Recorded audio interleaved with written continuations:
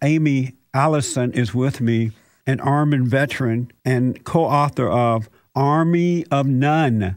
And we're discussing the degrading of men in the military.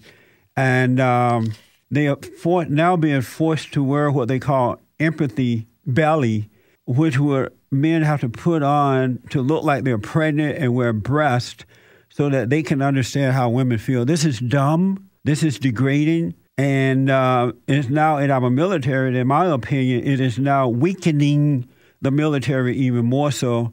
Let me play this soundbite for the folks who may not have heard of the men in the military are being forced to wear breast and pretend that they are pregnant in order to understand what a woman goes through when she's pregnant.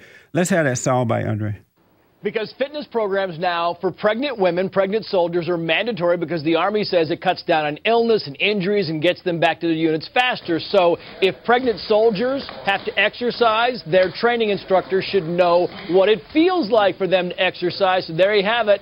It's mandatory now that fitness instructors, these hardened combat veterans all over the world, strap on these empathy bellies, the fake breasts and all, and they have to go through the whole exercise routine, right? They put on this pregnancy simulator, right? That's what it is. And then they do things like aerobics. They get in the pool and they swim with these things on.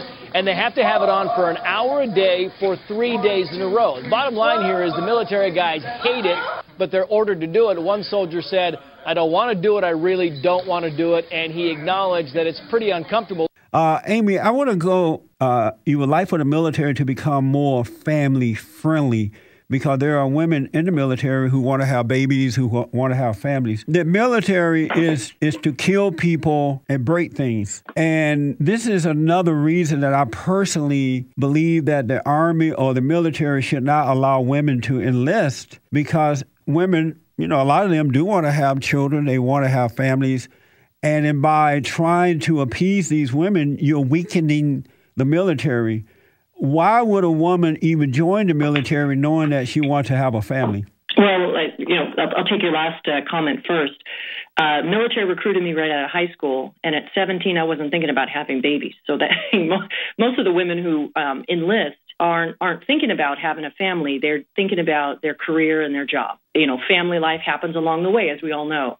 The reason I'm arguing that the military needs to have more family-friendly policies in general is because right now, 356,000 women are in the military right now. And for our military, like you were saying, it's weakening the military, but actually the opposite is true. Having women serve essential functions in almost every area, everything from military police to cooks to supply people to you name it, there are women there. Well, they can have them in there. Well, it's okay to have women in the military if they're cooks and nurses and things like that. But when it comes to combat and manly stuff, I don't think women should be allowed to participate in those type things. Well, if you're in the military, you understand that today's wars are not fought like the front line and back line. You know that in Iraq and Afghanistan, that people of all kinds of military occupational specialties are put in a single unit and that there's no rear guard, especially the kinds of wars that are being fought today. So when you say it's okay to be a cook or it's okay to be a supply person, the reality of the military is those positions are held by men and women, and it doesn't matter what your military occupational specialty is. If you get pregnant in the military, you're still not able to be in that unit and to perform the duties as if you weren't pregnant.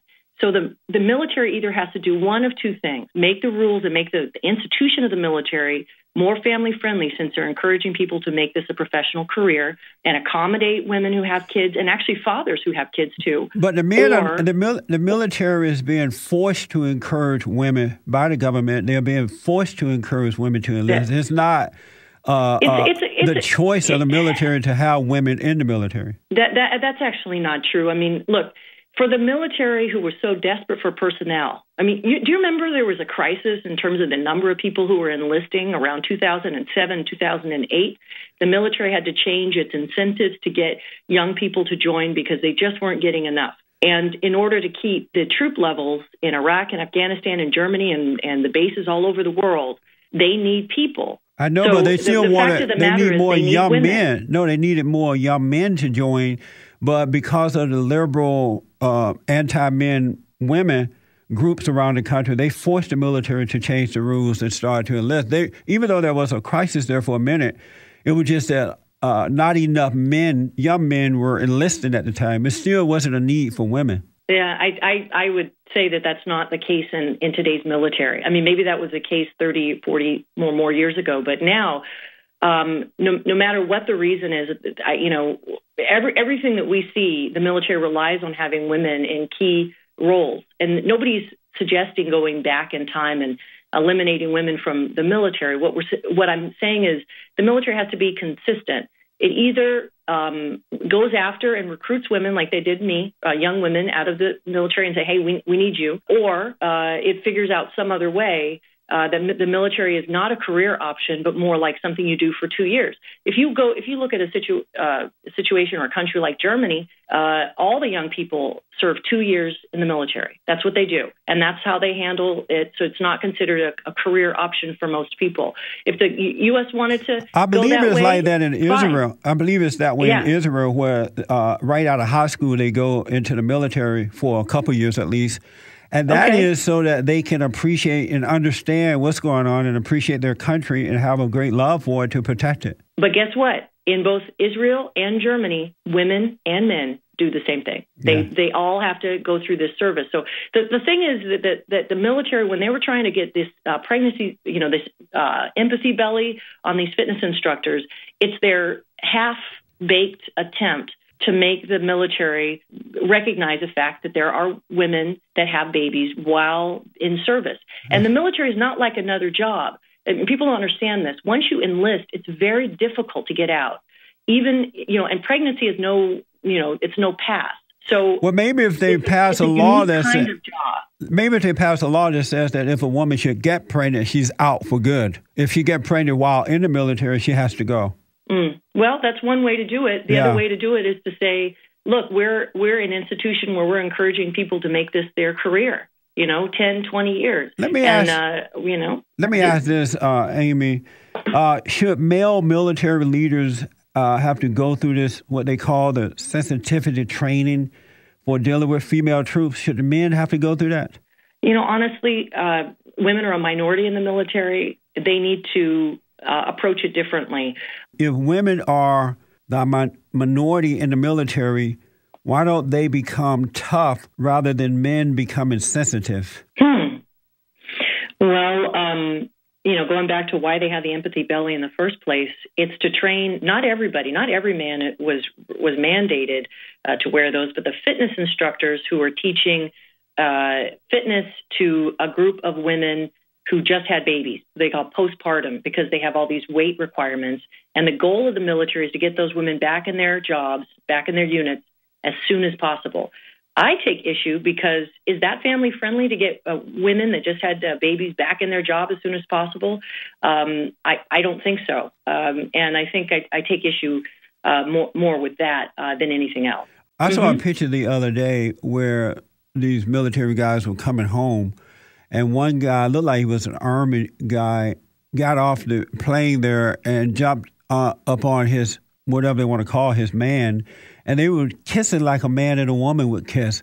And it just, it degraded the military. It almost makes you sick on the stomach. Well, I don't feel that way. I don't really have anything against gay people. And I'm not against gay people. I just don't want them flaunting or imposing their sexual lifestyle on normal people, because homosexuality is not about civil rights.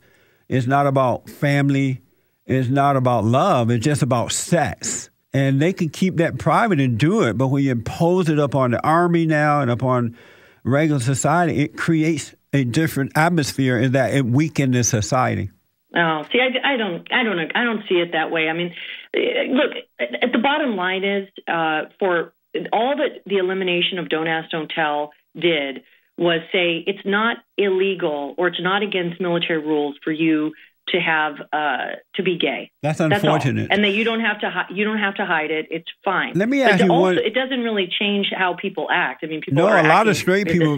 I know, but a lot of straight people are unhappy about this, and they're not going to re-enlist because now these folks are flaunting that lifestyle outwardly. But I want to. We're running out of time. Let me ask you one short, quick question. I noticed that shouldn't there be some consideration for men in the military, men who are not gay, who are not into all of this lack of morality? There seems to be no respect for what they think and what they feel. Shouldn't there be some concern or consideration about that? Well, about them? We started to the extent that we should be talking about making the military more family-friendly. There needs to be a lot more concern about making sure that men can be good fathers while serving in the military, and that means changing a lot of the rules to encourage them. What I'm asking though, shouldn't there be be some consideration for men in the military, because most straight men don't accept homosexuality. They don't want to be family friendly. They don't want to wear empathy bellies. They don't want sensitivity programs, but they don't seem to have a choice. It's forced upon them whether they want it or not. Why don't they have a choice or a decision about what happens to them? Well, in my own personal experience, the military was built around young, single, straight men's, kind of culture and ideal. And those are the folks who are running things even till today. So their concerns are kind of built into the system. But when you have a situation where you have women or you have gay folks or you have other folks who are now in the military, the system itself has to adjust. Amazing. Because there's more different kinds of people. That's unfortunate.